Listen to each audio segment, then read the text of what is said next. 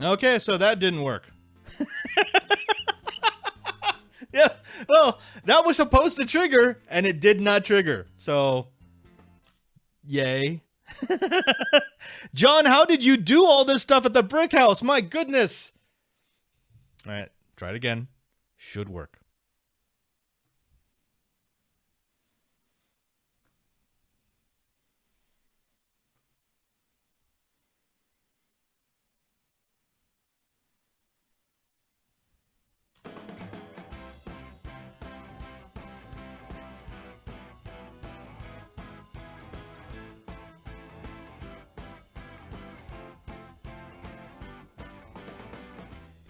Hello and welcome to Padres Corner. I'm Father Robert Ballasir, the digital Jesuit, and this is the show where we put you into the mind of a priest and see if you come out sane on the other side. Now, seriously, Padres Corner is a show that I had running 5 years ago before we put it on hiatus, and the idea is quite simple. We're going to show you some of the things in the world of technology, the world of science, the world of politics, basically anything that's running through this thick skull. I'm going to be giving it to you. Now, what I'd like you to do is, since this is a beta episode, please take notes of the things that you like and you don't like, the segments that you feel are exciting, the type of science that you'd like to see, the type of engineering that you'd like to be told about, because that's the sort of content that I want to put into my show week after week. Also, please make sure that you subscribe to me on Twitter, twitter.com/PadreSJ, because there you're going to be able to find where I'm going to be doing every episode of Padres Corner, and you'll also be able to suggest topics for future episodes. Now, without further ado, let's jump straight into it, folks.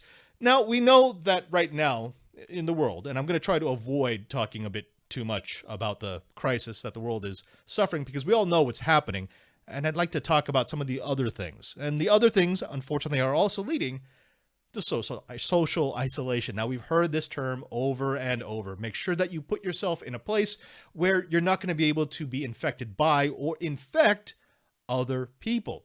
Now, what does that mean for rich people? Well, rich people can, of course, go to their own island. Maybe they can go to, their own boats, go out into the middle of the ocean. Or if they're a little more eccentric, they can socially isolate themselves underwater. That's right. Right now, there is a company by the name of EOS, or EYOS, EOS Expeditions. And what they want to do is they want to offer you an experience that is unlike any other. And when I mean unlike any other, I truly mean it. The adventure is the brainchild of Victor Vescovo, who is a businessman from Texas, which is one of the things that makes the most sense of anything I've heard this past week, because of course he's from Texas. Now, along with his partner, Rob McCallum, Vescovo has built a $37 million submarine named the Limiting Factor. The name kind of worries me if it's going to be a submarine that should be capable of going to the bottom of the Mariana Trench. That's the deepest point on the planet. Now, how much of a feat of engineering is this? Well, consider this. The bottom of the Mariana Trench is at 35,843 feet. Now, at 1 atmosphere, which is what we feel when we're standing on the surface of the planet, right at sea level, we've got 14.7 psi, pounds per square inch of pressure pressing down on us. So, of course, I get a bit more pressure than most of you. Now, as we go down, we start adding pressure. It's around 33 feet, or about 10 meters per atmosphere. So every time we go down another 33 feet, we get another atmosphere. Now, I was a scuba diver, and those people who are scuba diving know that once you get down below about 33 feet, you start risking nitrogen narcosis. It's very light at first, but once you get to, say, 100 feet, it's going to hit you, unless you've got a decent set of exotic gas breathers. Now, this isn't 3 atmospheres. This isn't even 6 atmospheres, or even 30 atmospheres. At 35,843 feet underwater, you're getting 1,086 atmospheres. That means that the bottom of the trench would be about 16,000 psi. So, a lot. Yeah, a lot, like fatally a lot. Now, how much pressure is that? It was enough pressure that a few years back, there was a ROV, a remotely operated vehicle by the name of Nereus. Now, it was an unmanned, remotely piloted sub that was built specifically to withstand pressure at depth. It was designed as a hybrid ROV. That meant that it could operate either tethered with a fiber optic cable or completely untethered. Now, it was smart enough that it could operate in free-swimming autonomous mode, and it had multiple layers of failsafe, including a safety protocol that would automatically get the submarine to the surface if communications were lost or if the vehicle detected a potentially fatal condition. This thing was smart. It was really, really well made. And they even made it with a unique design. If you look at the sub on the screen right now, you can see that it looks like it's got these big tanks. Well, those tanks are filled with tiny little 3-inch ceramic spheres. It's the strongest shape against pressure. And it had about 2,000 lithium-ion batteries to drive everything from the motors to the robotic arm to the lights and to the camera. In May of 2014, the crew was exploring the Kermedic, I'm sure I'm saying that wrong, a really deep trench northwest of New Zealand when the crew suddenly lost track and connection with the sub. Now, no big deal. The sub, of course, was designed to surface in case it hit into an emergency. And so they went and they waited for the sub to come back up. And they waited. And they waited. And they waited. And finally, they started to see little ceramic spheres pop up. Well, of course, I just told you that there's ceramic spheres inside the sub, about 800 of them. So as they were popping up alone, they knew something had gone catastrophically wrong. They searched for debris. They were able to find one of the data collectors, and they realized that the entire sub had imploded because it had been exposed to about 16,000 PSI, and that just was too much. Even for an unmanned ROV that was designed specifically against the pressure, it just crushed it like a tin can. Now, why do I bring that up? I bring it up because the limiting factor, the sub from this guy in Texas, they want to go deeper. And their sub isn't specifically hardened against that kind of pressure. I mean, it is, but anytime you add a big compartment of something that's very compressible, like air, that would be breathed by humans who have to be at 1 atmosphere, and therefore there's a huge pressure differential between the outside and the inside of the sub, it's going to be weaker. So if a sub that was specifically designed for that kind of pressure, that was remotely operated so I didn't have to worry about things like life support and big voids that could be compressed, how much do you trust a sub that's a pleasure cruise going down to a depth that's more than where this other sub met its ultimate fate? I don't know. All right, now, one of the things that you should know is that at that depth, fewer people have been than have been in space. Now, that's the crazy part, but it's very, very true. Because, believe it or not, it's actually more difficult to go to the bottom of the ocean than it is to go above the atmosphere. Above the atmosphere, you go from 1 atmosphere to no atmosphere, or actually partial atmosphere. And again, going down to the bottom of the trench, you're more than 1,086 atmospheres. So the technology required, the material science required to not turn you into a small particle of flesh bonded with steel is impressive. How impressive? Well, as of now, before this venture has actually started, there's only been 3 people in history who have actually made it to the bottom of the trench. 2 scientists aboard the Trieste in 1960, and that was a bathysphere that was specifically designed for this, and basically it just went straight down and then went straight back up. And James Cameron. Yeah, that James Cameron, the director of The Abyss and Avatar and all the big budget films. He actually did an expedition. He is fascinated by the ocean. He did an expedition to the bottom of the trench in a specially designed 1-man sub. Now, going from that to a sub filled with rich tourists, I don't know. Now, I should mention, however, to be fair, that there was one other person who managed to make it to the bottom of the trench. And of course, that was Bug Brigman, the chief tool pusher aboard the rig in 1989's The Abyss.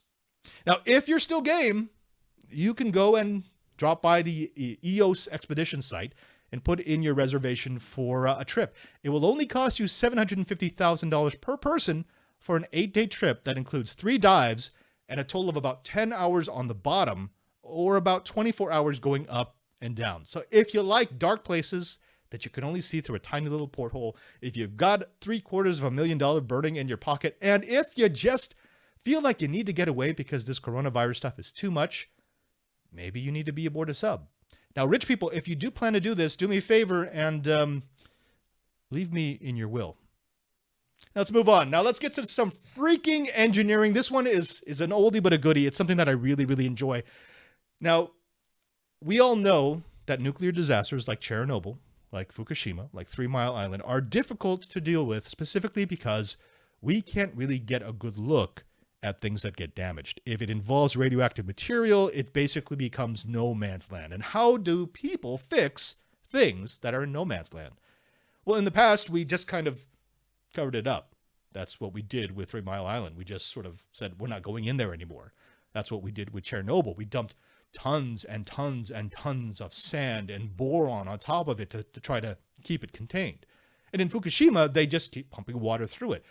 But what if you need to find out exactly what's going wrong because you start looking beyond the next year or the next 10 years or even the next 100 years and you start saying, we can't leave this site messy. At some point, we need to start cleaning up. Well, that sounds great. That sounds like something we should do. That sounds like something that's noble, but the problem with that is that our equipment just isn't up to snuff. We know already that people cannot get close to a melted down reactor. They'll die pretty much immediately. We also know that the standard equipment that we'd use, like for example, anyone who has seen the documentary on Chernobyl knows that robots can't handle that kind of radiation. It just destroys it. It rips through integrated circuits and turns it into nothingness, into dust. It releases the blue magic smoke. So how do you take a clear picture of what's going on inside of a melted core? How do you look through a nuclear power plant? Star Trek style. Well, you could think of something space age. You could think of some technology that probably hasn't been invented yet, or you could get cosmic. Specifically, you can start using cosmic forces to take photographs of what's inside a plant. Specifically, there is a group that is using muons. Get used to it. It is a great word. It is something that you need to learn. Now, muons are cosmic particles that are generated with high energy, when high energy radiation hits particles in the upper atmosphere. Now, the cool thing about these is they basically go through everything. They're muons that pass through pretty much every matter we have, through us, all times of the day. But they don't cause any damage. One thing that they do, however, is they will get stopped by incredibly dense materials. And this is where muons can become sort of a cosmic camera so that we can take a look at things that would otherwise kill us. Because you can harden electronics, but if you're using a primal cosmic source, I think that it's a bit more cosmic effective. Now, about 10,000 muons hit every square meter of the Earth every minute, and they're largely ignored because they don't affect us or any of the materials that we use on a daily basis. However, they get blocked by heavier elements like uranium and plutonium. So the scientists figured out that they could set up muon detectors around the reactor building and then not use muons to see what's in there, but to use the shadow. In other words, as the muons are passing through the building, it kind of builds up a picture. Imagine having a roll of film and there's an object that you want to take an image of, but you can't look at it directly.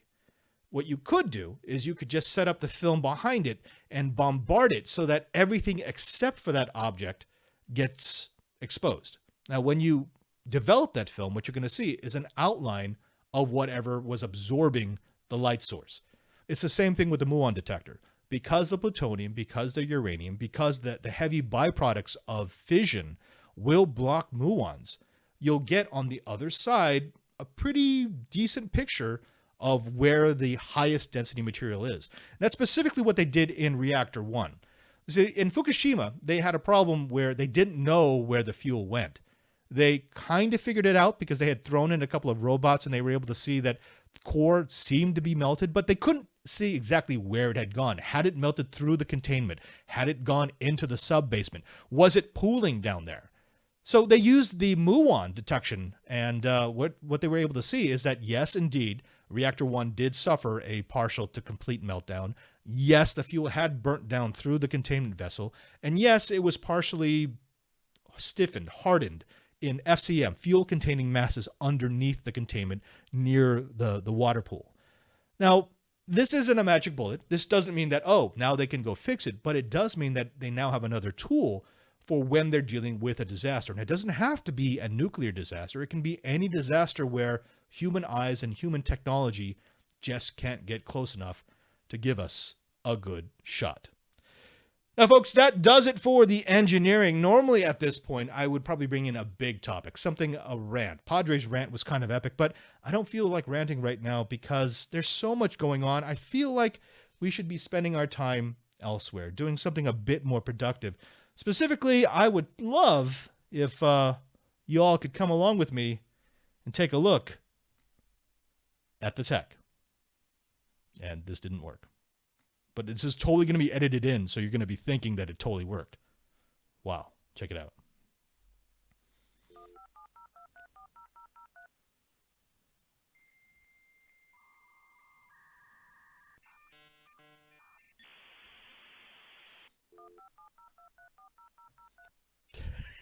Okay, we're going to fix that. That's totally going to get fixed. Shut up. Don't laugh. I do have to fix the playout box. I think I know how to do that. All right. So we're cutting back in. Hold on. As long as we're messing around, I'm going to mess around a little bit with the people in the chat room. Yeah, McLovin, my rants technically they usually end up being political, but here's the thing: if you look at my rants over history, they weren't political against a specific party. They were always political against any party that's doing something wrong. I've ranted against Republicans, Independents, and Democrats. Oh, hi, Mel. Oh, my sister's in the chat room. Everyone say hi to Mel. All right. What was I supposed to be doing right now? What did we just do? I am really hopped up on cold medicine, by the way, so I probably shouldn't be doing this. All right. Let's go back to it. So let's just say the tech just ran. 3, 2. Okay, folks. Now, this is something that I have had with me for about 3 months now. And I was somewhat impressed when I first got them, and now I'm really impressed. I thought that they were too fancy to last. I thought they were going to start scratching, and I was going to have issues with destroying the finish. I've worn this on airplanes. I've gone around the world with it. I have taken these headphones to places that don't even have broadband connectivity, and they have been so good for me. Now, these are the 99 Classics from Meze Audio, and I gotta say, they're amazing. Now, how amazing? Well, let's take a look at what I thought when I did the digital unboxing. And see, it didn't trigger again. I am bad, and I feel bad. Hey there, Uber Geeks. I'm Father Robert Ballecer, the Digital Jesuit, and this is an analog unboxing, this time of the 99 Classics from Meze Audio.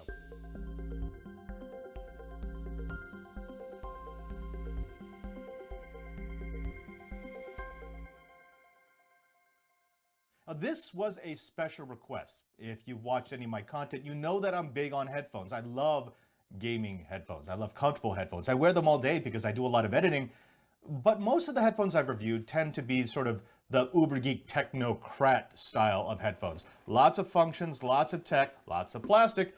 And one of my users, one of my listeners actually wanted me to look at something else. He wanted pure audio. Didn't want all the bells and the whistles, all the tech. He wanted something that looked good and sounded good. So I called up Meze Audio and I said, what do you got? And they sent me this. This is the 99 Classics. Now this comes from the mind of Antonio Meze. He is an award-winning designer known for his industrial style. He wanted to make headphones with exceptional sound, of course, feel, of course, comfort, of course, and looks. That's right, looks. Not just something flashy, but something classic. So what he came up with was this, the $300 99 Classics. Now this is their walnut silver edition. And when I say walnut, I mean walnut. It's not a walnut sticker. This is not walnut plastic. This is not walnut paint. This is actual walnut wood. Now, it's hard to work with walnut, but they decided to do this for the sound, for the durability, and yes, folks, for the style. Just look at that. It is absolutely gorgeous. Now, this whole thing weighs about 260 grams. That's about 9.2 ounces, which means that even when you put it on your head, it doesn't feel like anything. It's one of the lightest headsets that I've played with, and it supports itself so well. Of course, the first thing you're going to notice was this hard shell case, and that's because with a work of art like this, you're not going to want to scratch it up. Yes, they did a really good job. This is steel manganese. They've got solid alloy zinc parts in here, and of course the walnut. So it is resistant to scratches. It is resistant to dings. You're not going to be destroying your $300 set of headphones immediately, but you're going to want to keep it in the case, especially since the case looks so nice. Now, inside the case, not only are you going to find the headphones, but there's an interior pouch. And the reason why they give you this is this has all the cables, the Kevlar coated cables, by the way, and adapters that you're going to need to run it. Now, they include 2 sets of cables. This is the foam cable. So this is the one that gives you the multi-function combo audio plug. And this is their standard 3.5 millimeter cable. So you go from the headphones just to a 3.5 millimeter jack. They've also got an adapter so you can go from 3.5 millimeter all the way up to 1/4 inch. And yes, for those travelers, they've got the airline adapter. One of the things you probably noticed when I took these out is there's 2 cables here. A lot of these headphones only have 1 because you connect it on one side, and then there's a cable within the headband that bridges over to the other. That's not what they did with the 99 Classics. Each cup has its own port for connecting to this cable. Now, the reason why they did this is because they didn't want to have that cable running through the headband. They didn't want to have something that was going to change the way that they could design this, because they really wanted to maximize the comfort. Also, and I'm going to get to this in the full review, Meze Audio is big on repairability. This is quite possibly one of the most repairable headphones you're ever going to see, because there's no glue in this. It's all bolts and nuts. It's all been handcrafted so that you have the ability to take this thing apart and replace just the pieces that need to be replaced. I absolutely love that. You know, I'm big into sustainable development, and anytime you have a product that looks forward enough to say, hey, what's going to happen when this starts to wear down, I'm big on it. All right, let's talk a little bit about the tech that's inside of this. These are 40 millimeter drivers, and they've got a frequency response from 15 hertz all the way up to 25 kilohertz. Now, of course, I'm going to want to put this through its paces. So what I'm going to do is over the next week, this becomes my primary set of headphones. I'm going to use it for video editing. I'm going to use it when I travel back to Rome. I'm going to use it for gaming, for pretty much everything.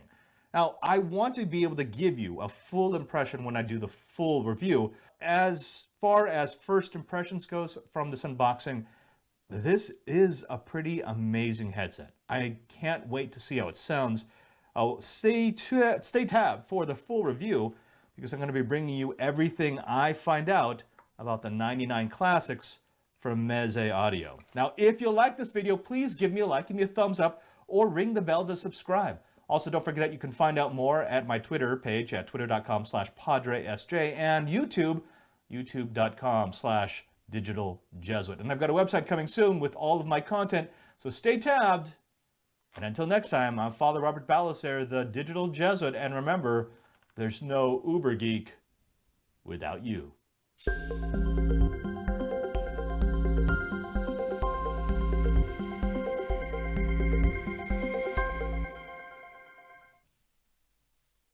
have to put a cut in here so that I have the ability to do edits.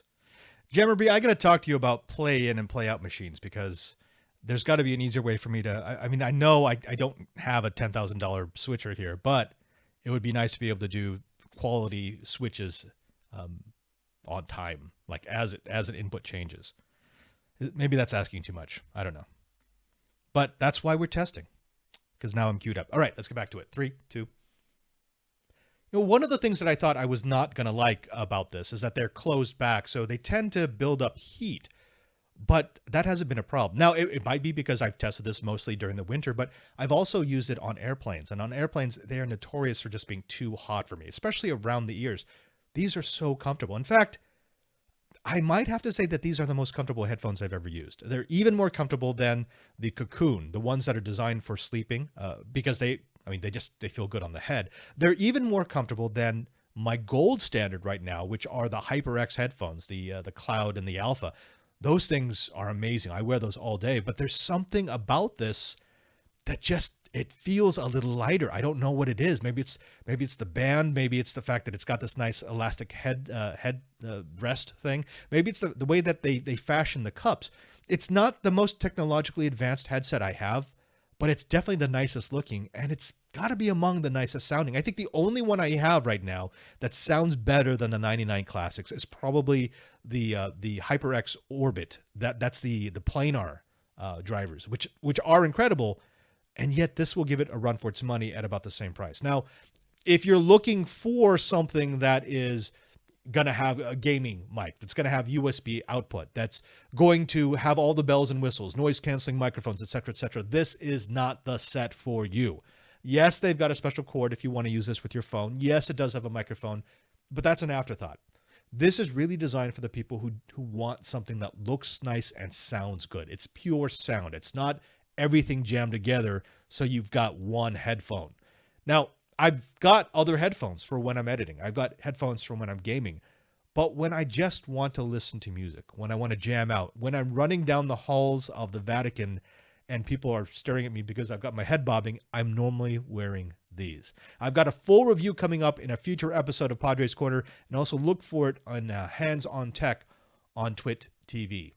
Now, folks, unfortunately, this is the end of the first beta episode of us coming back to Padres Corner. We're going to be doing this show regularly. I'd like to do it once a week. And now that I'm stuck in the Vatican for at least the next 2 months, it's going to be easier for me to do that. But please, please, please like the video, subscribe, help me build up this channel. I'd like to be able to prove to my superiors that this is something that we should be doing. I'd like to prove to them that this studio should be left for me to do all the fun things I do with you, with my audience, with my geeks, with my uber geeks. Also, don't forget to follow me on Twitter, twitter.com/PadreSJ. There you'll be able to find out what I'm doing from day to day. You'll get to see my rants, and yes, I do get kind of political. And you'll also be able to suggest what kind of content you want on future shows. If there's a laptop you want me to take a look at, if there's some technology you want explained, if there's a scientific breakthrough that you think everyone needs to know more about, that's where you can let me know. Again, twitter.com/PadreSJ. Until next time, I'm Father Robert Balacer, the digital Jesuit. This is Padres Corner, and you've come out sane on the other side.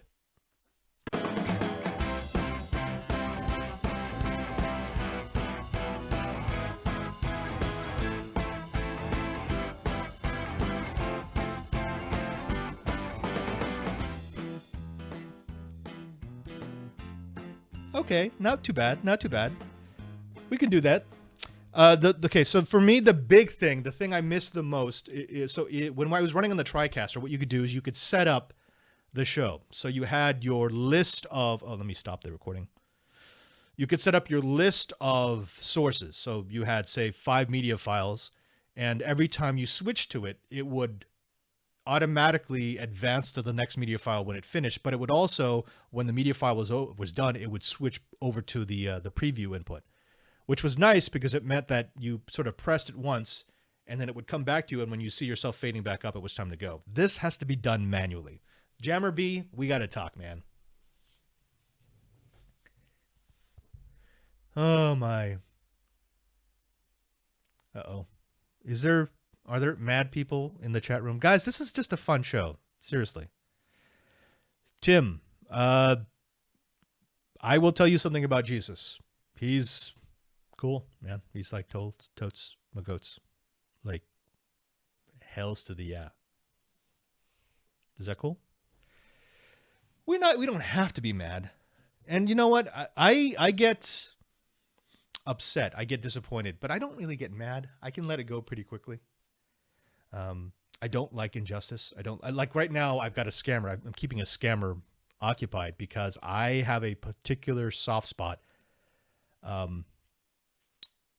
for the elderly, for people who cannot take care of themselves. And if someone takes advantage of those types of people, yeah, I'm going to go after them, and I'm going to go after them bad. And maybe I'd feel bad for them, but no. Let's just say with the no.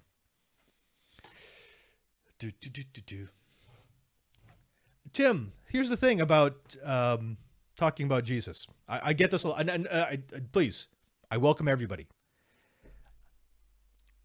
I can say more about my faith. I'm Catholic. I'm a priest. I can say more about my faith by not saying anything about my faith, more than someone else can say by screaming at somebody and telling them, this is the way you have to be, this is what you have to believe, this is what you have to do. There are people who respond to that. And there are ministers who are good at that. I'm not good at that, and this audience is not good at that. This audience doesn't want that. What I was always taught in my generation of formation was you should preach the gospel. You should absolutely preach the gospel. You should only read the gospel if absolutely necessary. Because people don't want to see what you've read. They don't want to see how you've analyzed a scripture passage. They want to see if you're living it. They want to see if you do really believe that Jesus forgives all, if Jesus saves us. They want to see if you really do believe that our God is a God of love and a God of acceptance and mercy. And unfortunately, a lot of times when people start screaming about faith, they're not showing off that side of the faith. And again, I know there's a place and time for that. I'm not one of these people who say there's only one way to do this job. I'm saying this is the way that I do it. This is my calling. And this is what my superiors here at the Vatican and in my province have asked me to do. This is my audience. This is my ministry. Oh yeah, Tim, no. I mean, look, I don't want to drive away people who want to hear about faith. I've got that. Trust me.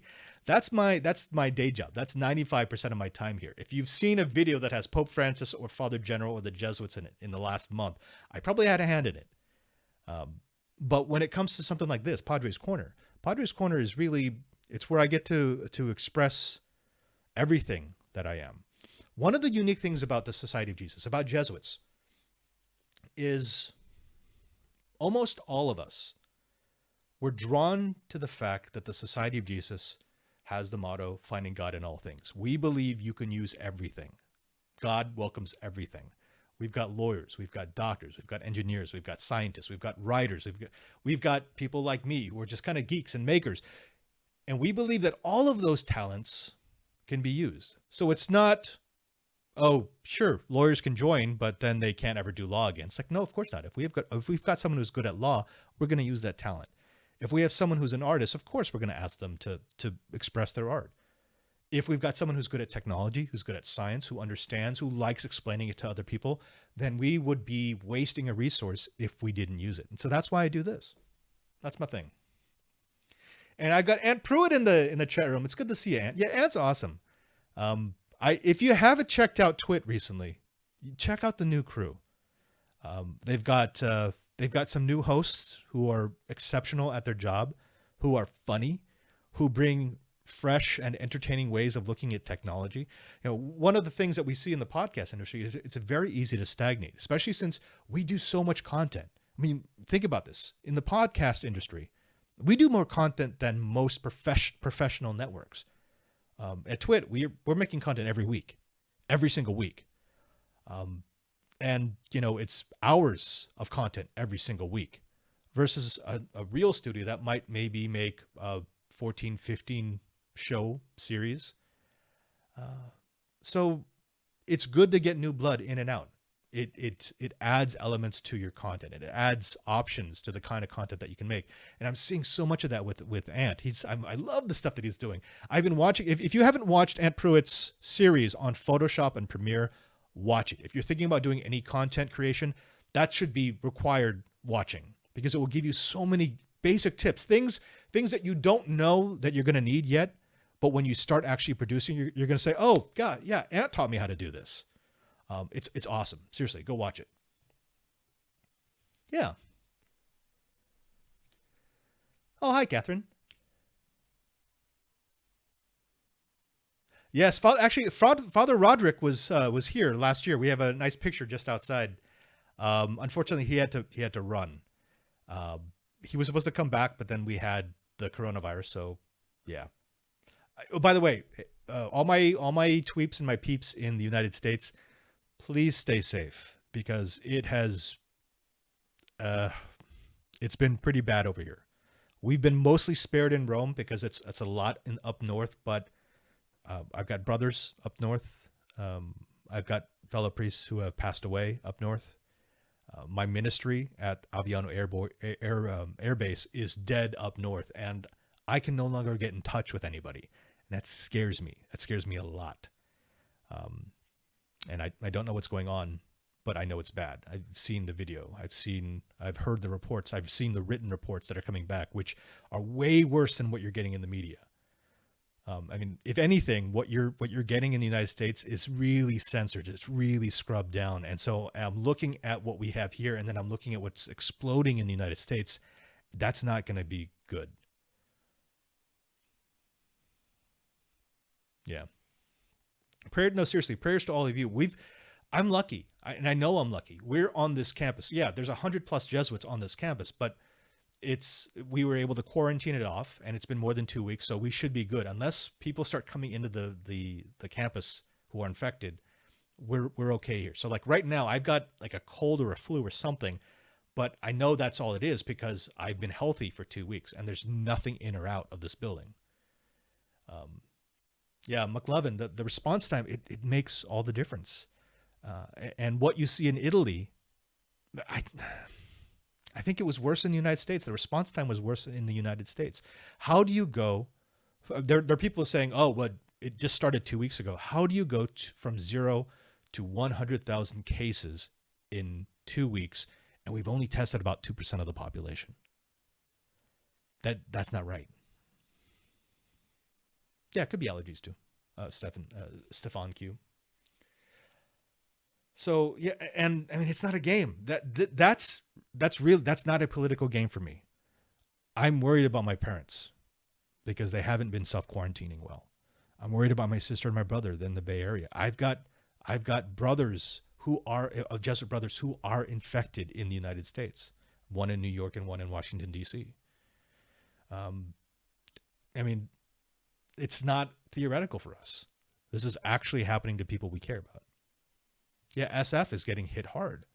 And I mean, we're at the point now where doctors aren't even testing anymore. They've seen enough of the cases where they know that's a case of COVID-19.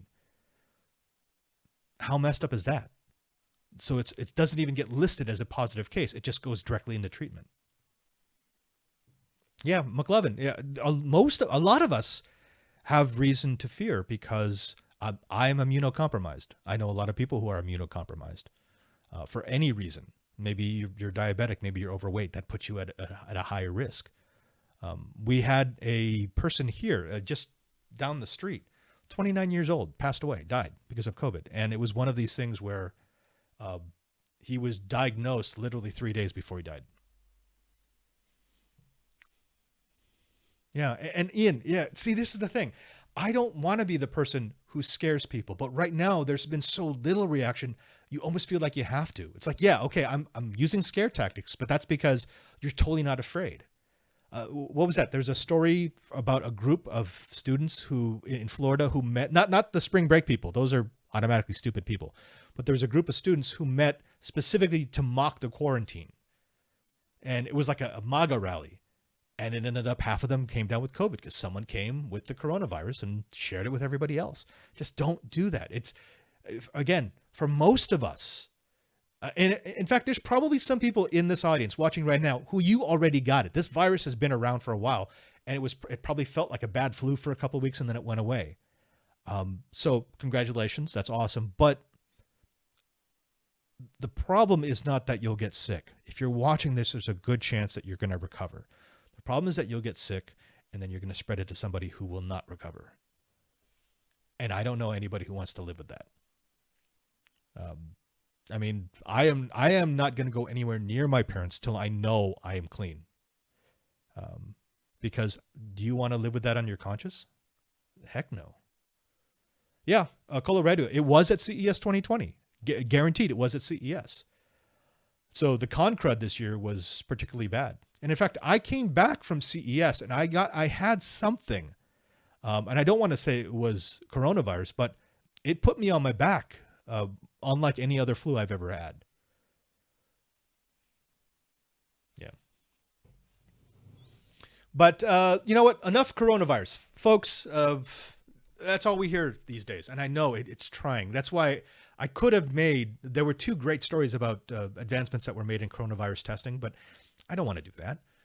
We might have one next week, but as much as possible, I'd like you to remember that there's still awesome stuff happening in the world. There's some great things, and I hope you're all staying safe. By the way, a show of hands in the chat room. How many of you are Netflix and chilling right now? Actually, no, wait. Netflix and chilling has a very specific connotation, right? Not Netflix and chilling. How many of you are spending most of your time streaming? Oh, Midwest concert video. I'm so sorry. Yeah, I've been inside for 3 weeks now as well. But I mean, we have a huge house and we have a roof, and I can go up there and sit in the sun. So I can look out and I see other families coming up to their rooftops just because they're so tired of being in their little apartments. I work with a guy, one of my coworkers in my communications department, who he basically has a 2-room apartment, and he's with his wife and his 3 kids, and he's a trooper. I can't. YouTube and Amazon Prime. Yes. By the way, okay. All right. Okay. Wait. So, little trick, and it's probably going to go away once people start to use this. You can get a year of Amazon Prime in Europe for €29. Now, that does not give you free delivery in the United States, but what it does give you is it gives you access to all the other Amazon perks. You get the music, you get the storage, and you get video. So if you'd like to pay for a streaming video service and you don't care about the 2-day delivery and you don't want to pay the $200+ that Amazon Prime will cost you in the United States, all you have to do is set up an alternate address on your credit card, an alternate address somewhere in Europe. And I'm not going to say where, but I'm pretty sure most of you know how to get an address. Then they're not going to verify it. If you have that alternate address on your credit card, you can then go to Amazon.it, register with that billing address in Europe, and you'll get the €29 a year membership. Just saying. How soon before they slam shut the door on that little trick? I mean, $29, €29 for a year. That's crazy. I am Borja Santo Spiritu number 4. Did Padre just give out his address? Yes, I did, because everyone knows it. You can actually get it on Google Maps. Hey, Catherine, should I be playing Animal Crossing? I've seen it. It looks kind of cool. Yeah, McLovin, it could be OPSEC, but so many people have already doxed my address. I'm not going to play that. And I mean, yeah, you know where I live. You want to try to get past the Swiss Guard to get to my room? Because good luck.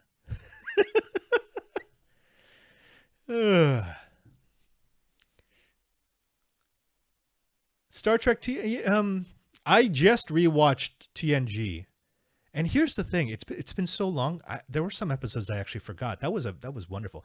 Okay, wait. We have to talk about this.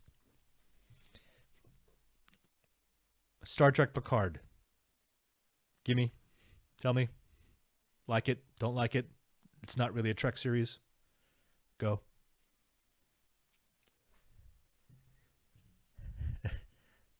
Uh-oh. No. Okay, good. Yeah.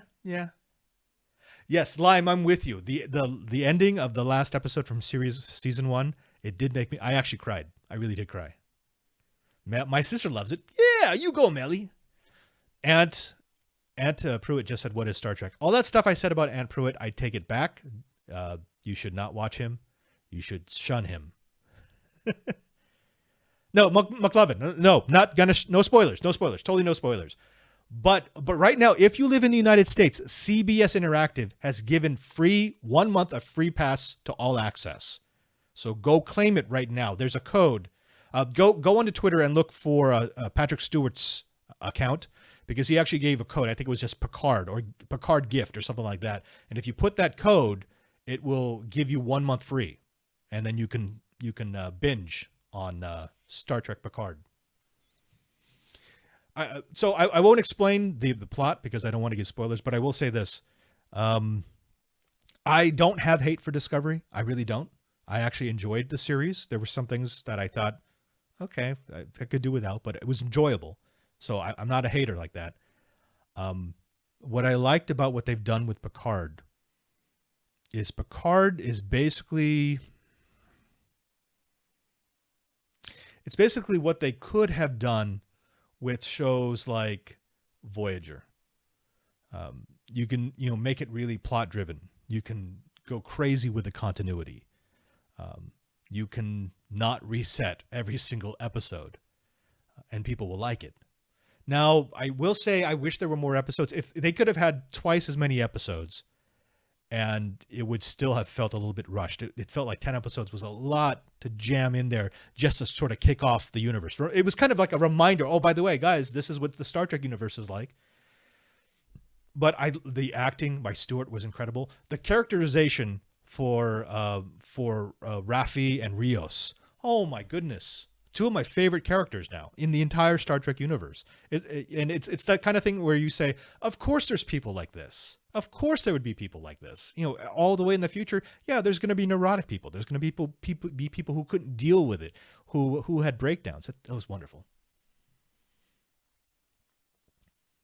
Yeah. But I'm not hating on it. Totally not hating. Like even Star Wars, I have not yet seen Rise of Skywalker. I know what happens. Bye, Tim. Good night. But I don't hate on it. I watched The Last Jedi. It was fun. Okay, this is going to sound bad to anybody who's a big Star Wars fan. I am not nearly into Star Wars as much as I am into Star Trek. Sorry.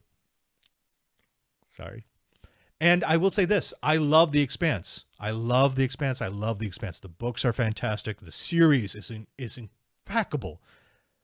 But I prefer Star Trek. If I could only have one, I'd take Star Trek. I love The Expanse, and I'm glad I can have them both. But Star Trek's still my go-to. Same thing with Stargate. I love Stargate. I have watched every single episode of Stargate, of every single series of Stargate. I'm friends with David Hewitt. I would love to see them continue it, but if you forced me to take only one sci-fi series, it's going to be Star Trek. I haven't seen The Mandalorian yet, so as soon as they put a free month, I'll binge The Mandalorian. I've heard it's very good. I've heard it's incredibly good. Yeah, Stargate. Stargate's awesome.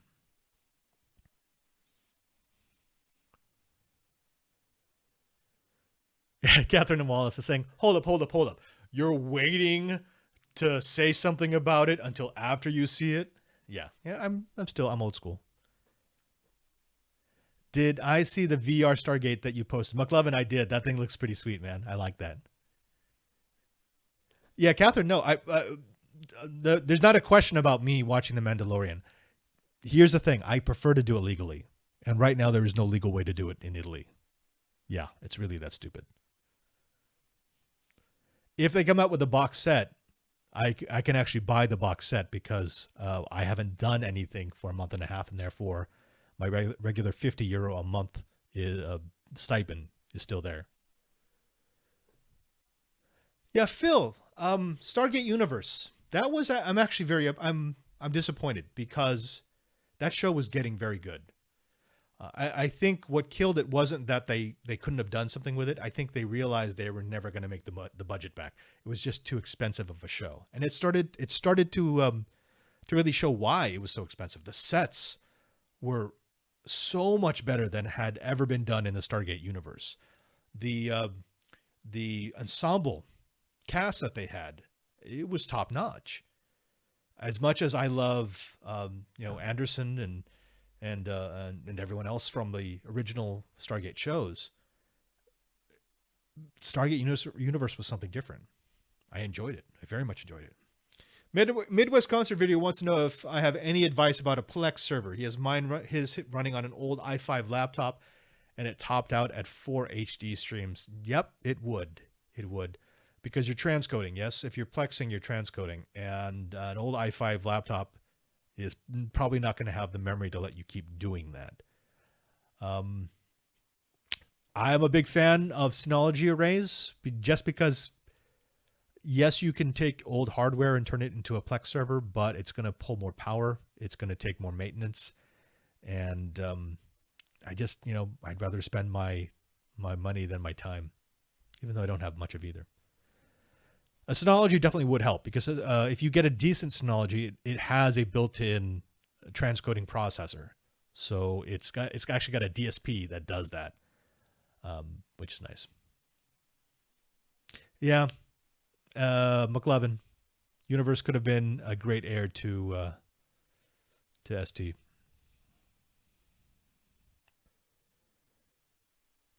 Ant wants 20 terabytes worth of Synology. Ant, I could make that happen. Do you want me to make it happen? I'll put you in touch with someone.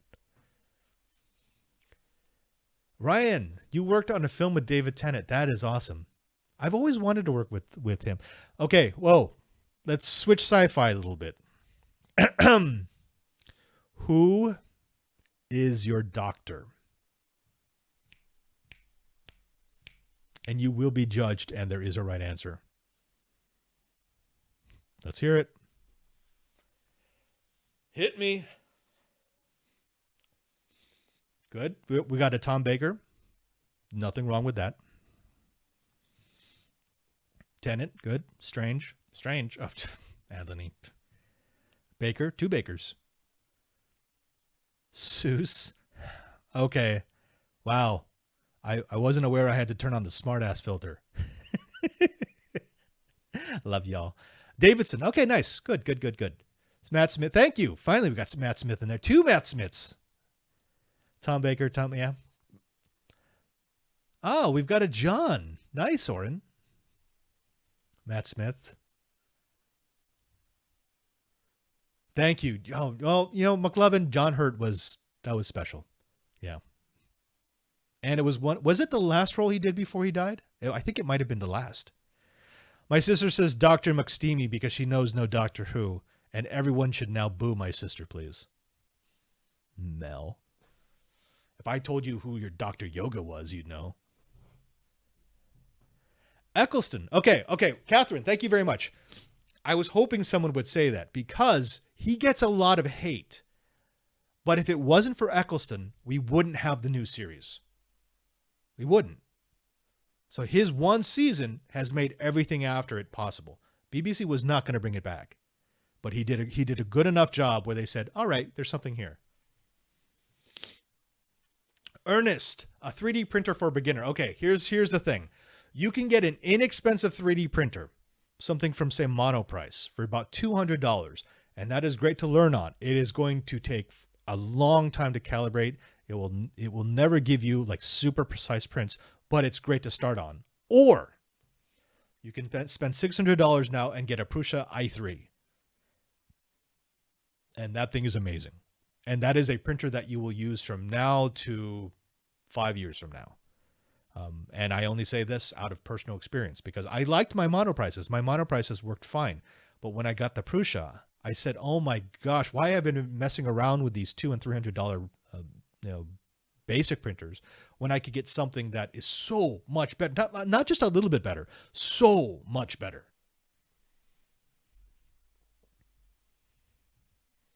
Formlabs is not okay. So most of the brand names, the big brand names, they make good ones.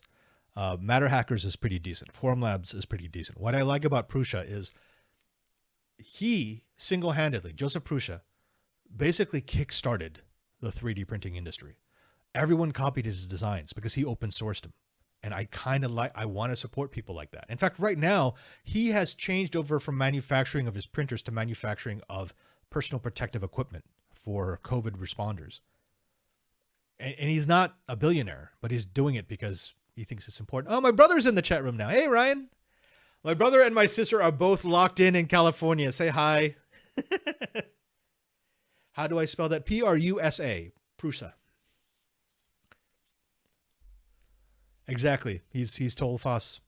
I mean, he actually even gives you the 3D files to print the 3D pieces on his printer. So you can use his printer to print more pieces for his printer. And people still buy from him because, like for example, one of the things that you'll find on a bargain basement printer is they're great. I love watching them work, but the alignment is normally really bad. So if you ever have a design that requires you to put multiple pieces together, you're going to find that you need to build in a lot of extra tolerance because the printing wasn't exact or it was slightly skewed. I can actually design one piece that fits directly into another piece, like no millimeter gap. And on a Prusa, it will fit every single time. And one of the reasons why it does that is, unlike most 3D printers, which require you to sort of calibrate and then kind of just hope it stays there, it calibrates itself every single time it prints. There's a sensor in the extruder, and then there are 9 magnet points on the hot bed, and it will just measure all 9 every single time it starts up a print. And it's so good. You could actually skew the bed. You could like bend it so that the bed is not straight, and it will skew the print so that it's straight on the bed. That's how good the software is. And my brother is now reaching back to our childhood rap. He says, "Don't you wish your boyfriend was Foss like me?" The original lyric is, "Don't you wish your boyfriend was Swass like me?" And does anyone know that song? Yeah, and self-calibration every single time. Seriously. I mean, and that's why I said when it did that, I'm like, oh my gosh, why have I been spending all this time? Because remember, a print isn't like printing a sheet of paper in a laser printer. A print might take, in my case, sometimes 12, 14 hours. And if I didn't calibrate before that, there's a 50-50 chance that what I'm going to get off that print bed is not going to be exactly what I designed. With a Prusa, it's exactly what I designed every single time. I love it. Swass. Sir Mix-a-Lot, Aunt Pruitt for the win. Don't you wish your boyfriend was Swass like me? Swass. And actually, Ryan, if you want, there are 2 3D printers in the trailer in the backyard. Oh, wait, no, it's still at the storage unit, so never mind. A Prusa is about $600. So yeah, it's expensive. It is expensive. I'm not going to lie about that. This is the same reason why I bought the $200 and $300 printers. But here's the thing. I bought like 3 $200, $300 printers. For that price, I could have started with a Prusa and I would still be using the same one. McLovin picked up a Yeti Blackout. Very nice. Good job. Good job. I will still help you with equipment once I get back to California. The problem is I'm stuck here. Now, I have a flight back to California in May, mid-May, but 50-50, California will still be in lockdown by then, and I'm really hoping not. My brother says he's going to make a bong out of my printer. Thanks, Ryan. I appreciate that. Yeah, Ant, exactly. It's the same principle with tripods. Yeah, you could buy $40, $20 tripods, or you can buy one really good tripod. I would say buy one really good tripod. There's a few things I'm like, I do that with. I do that with audio equipment. If you buy good audio equipment at the start, it's something you're going to be using for a very, very long time. This is the mic that Twit gave to me 8 years ago? Yeah, 8 years ago. It still sounds as good as the day that I bought it.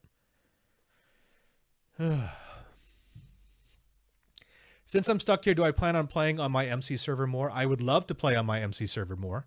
The problem is, put it this way. My skill set has suddenly become incredibly high demand because everyone who wants to do a webinar or a video conference, I have 2 studios and I am now constantly running them. I'm doing about 20 to 30 of them a week. So free time, what's that? Yeah, see, John Slanina, he's got the real question. Wait, are you making a bong with a 3D printer? Or are you printing a bong with a 3D printer? And my answer is you would do neither. because PLA plastic does not have the heat tolerance to be a bong. And if you print it with ABS, it becomes toxic. And there also is no real structure on a 3D printer that you could turn into a bong. Yes, McLovin. Absolutely. Thank you for reminding me. I will add that to my little cheat sheet.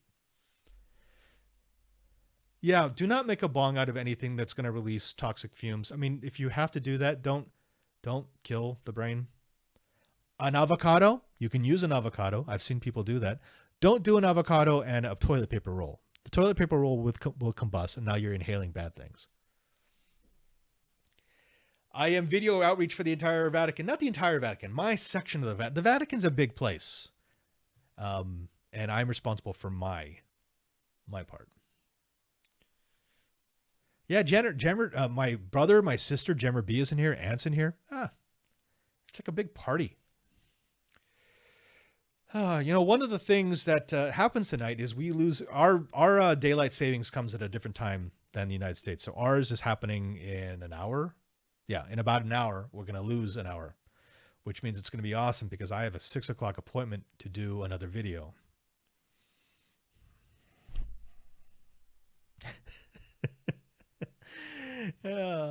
If you follow Alex on his Twitter account, he looks like he's enjoying it. I don't actually know a lot about bongs other than the theory behind a bong. I know what you need for a water pipe because I have designed water pipes, but I have designed them for tobacco. I have an Egyptian Jesuit brother, and he loves the sweet tobacco. I'm not so big on it, but I love the smell. It actually does smell really nice. It's like sweet incense. And so I've made him a couple of water pipes, but very nice water pipes. Because if you try to smoke that stuff straight, it's terrible. Yeah, hookah. Okay, chat. Who here thinks that daylight savings should be put to bed? It is an artifact of a long forgotten time when we couldn't do things like turn on lights. I wouldn't want to sell bongs.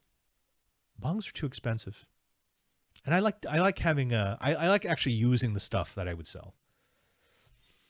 Right? Yeah, get rid of it. It's stupid. It's dumb. All it does is twice a year it makes people either sleepy or early for everything. Yeah, my sister wants to kill it. Yeah, exactly.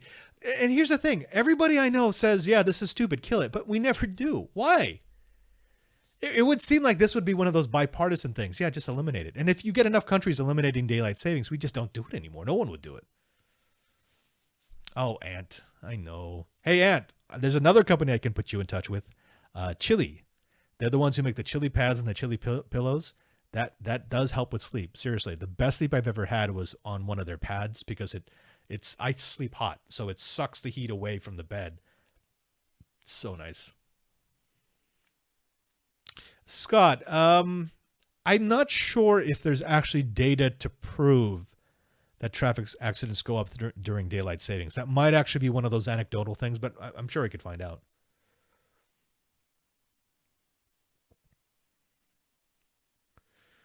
Big time is controlling daylight savings. Thank you, Nat. Yeah, Ant, I'm with you. The last couple of months, I've been averaging like 4 hours, and it's starting to get on me. But for a different reason. It's the same reason why I'm immunocompromised. So some of the stuff that I've been having to take, it does not work well. No one can argue on whether to make standard or DST permanent. How about this? You know what? Let's make everybody unhappy. How about instead of going forward an hour and then dropping back an hour, every year we just keep going forward. Don't ever go back. Just every year, just keep going forward. Just to screw with people so they'll realize how stupid that is, and then they'll reset everything. Stardate. just so that we could all say, Siri, take my log. How am I handling the Lenten food regimen? What Lenten food regimen? We don't have any meat on Fridays even when it's not Lent. or Advent. We never do meat. In fact, we don't do meat or fish on Friday. Sometimes it's disgusting.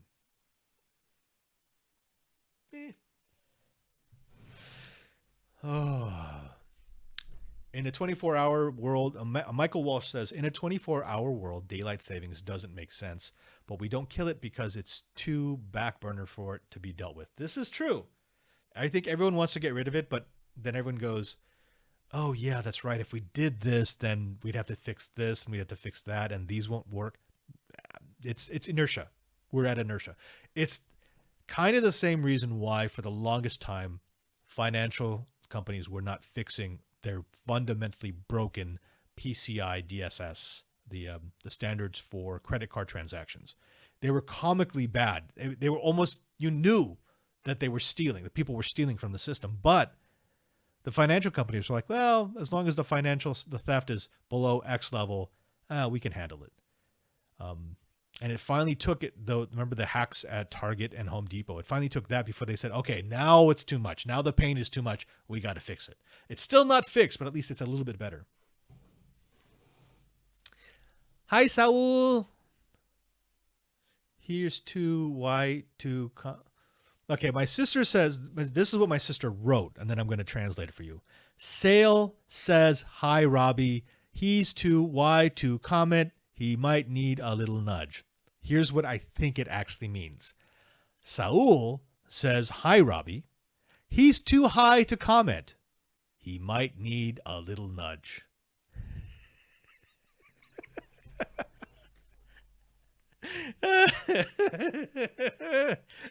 They're all trapped in the same house, by the way, so that's fun. But they have dogs. Dogs make things better. Oh, he's too shy to comment. I'm sorry. I just called my brother-in-law hi. My bad. I don't know. He works for Apple. They do things differently. Don't they have a new, like, iHi or something? An app for that? Night, Ryan. Well, folks, it is getting kind of late over here, 12:32, which means it's really 1:32. So I'm gonna call it again. Please, I'm gonna tomorrow, probably after the morning meeting in Mass, and then the 3 meetings for the council meetings next week. I'm gonna edit this and then I'm gonna upload it. It's a short episode. I think it's about less than 30 minutes. Please comment, like it. I'm trying to build up the channel. I'm really trying to build up the audience, and also please tell me what you liked and what you didn't like. We had 2 examples of sort of tech stories. Next week, I'm probably going to throw in the rant. I'm going to try to get the tech down. The switching it's tricky. Without the auto start, I have to think differently of how I build my video assets, because now I need to put in a what do you call it? A header. So I actually have the time to do the switching properly and then bring the audio up, etc., etc. But please, folks. Oh, and by the way, the other thing I want to do, thank you, JG, for mentioning this. I do have a Discord channel, and I will share the link on my Twitter page. You can join. What I'm going to be doing is I'm actually going to be inviting a few people to come in and be part of the show. So if you have Discord, if you like Discord, or if you just want to chat, and if you want to help moderate it so that I don't get people in there who just decide that they're going to start swearing in the middle of a broadcast, I'd love that. Until next time, I'm Father Robert Balacer, the Digital Jesuit, and I'm telling everyone to please be safe, be smart, be safe, and I will see you all on the flip side.